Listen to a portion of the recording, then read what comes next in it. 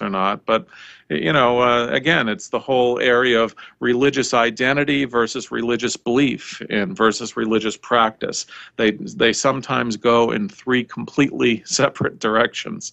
So that's something worth pondering, because I think this sense that atheists choose to be atheists, therefore we should, just let them live with the consequences of their decision, so to speak, is really kind of a messed up view of reality. The reality is that there are more and more non-believers because as humanity has marched forward, more and more knowledge has come into being that allows us to not believe, and that results in us not believing. So I think that's something to keep in mind as we analyze the subject of religion and secularity. I guess the choice for me comes in with how do you act? How do you live? Like, maybe you don't have the choice in what you are, but you have the choice to live that way. And maybe the same can be said for living, secularly.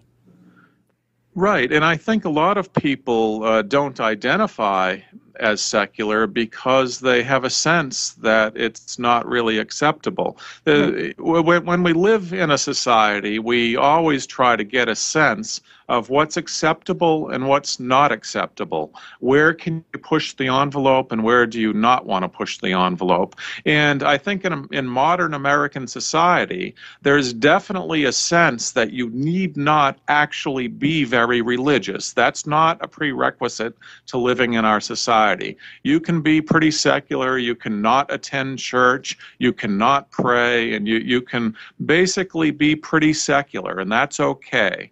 But you cannot openly identify as atheists and